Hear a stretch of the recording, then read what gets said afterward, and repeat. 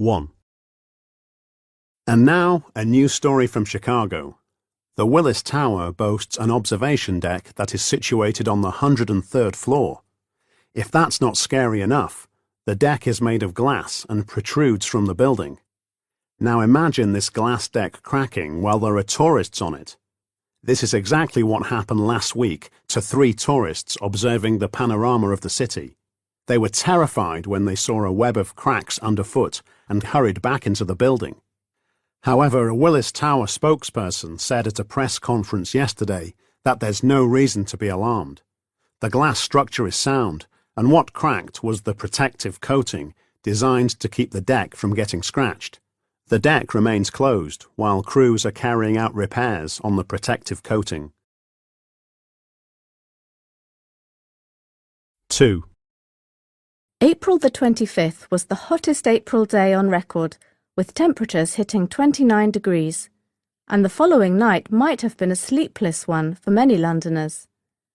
Have you ever wondered why it's hard to fall asleep on a hot night? Studies show that it is body temperature that determines how well one sleeps. Generally, when we fall asleep, our body temperature naturally decreases by 1 to 2 degrees compared to the temperature during wakefulness. It is believed that this way our organism conserves energy for other functions. However, on either hot or cold nights, your body struggles to reach the optimal body temperature, and this leads to sleep disorders. 3. Welcome to the Money Programme. This week's guest is Sheila Turner, whose blogs on money-saving ideas have made her one of the most famous shoppers in the country. Today she's going to share some food shopping tips. Welcome, Sheila. Thank you. So, what can we do to reduce our food shopping bills? Well, some things are obvious, such as where to shop. I can't mention any names, but some supermarkets are cheaper than others. Even so, if you've a few supermarkets near to where you live, it's a good idea to use them all and find out which are cheaper for certain products. Yes, I do that myself. Very good.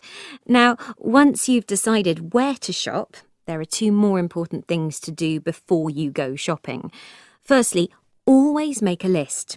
I have a template on my computer with every product I may possibly need written on it. They're listed in the same order that I go round my main supermarket.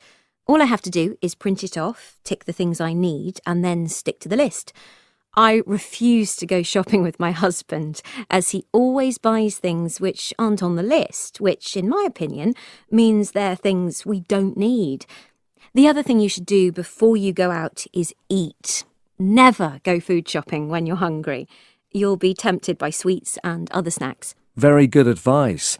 I always go shopping after work, and I always buy some little treat for myself, even though I know dinner will be ready for me when I get home.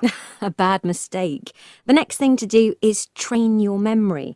As I said before, you should compare prices in different shops and remember what they cost. You should also try to remember the prices of products you buy regularly. That way, if the supermarket offers a bargain, you'll know if it really is a bargain or not. They sometimes put the price up, then reduce the product to its old price and say it's a bargain. I've even seen things on sale for a higher price with a label saying it's a special offer. I think I've been tricked like that. Now, I've got a question. What do you think about supermarket own brands? They are a great way to save money. There are certain standards that all food has to conform to, so you can be sure the food is what it claims to be. However, occasionally the quality isn't as satisfactory as the more famous brands. The best thing to do is to try them, and if they don't come up to the standards you require, buy something more expensive. Labels can help you to compare quality. For example, the label on a jar of jam will tell you how much fruit is used. You can also check all the extra ingredients and chemicals which are used to keep it fresh or give it more colour. We seem to be getting away from the topic of saving money. Not really. Not if you buy something and have to throw it away because you don't like it. However, one last tip I have is to take advantage of online shopping. Some supermarkets offer free home delivery if you spend more than a certain amount, and, even if there is a small charge, online shopping is the best way to guarantee that you stick completely to what's on your list. I don't think the delivery driver will turn up with a bar of chocolate or a donut that he added to your basket as he was waiting at the checkout.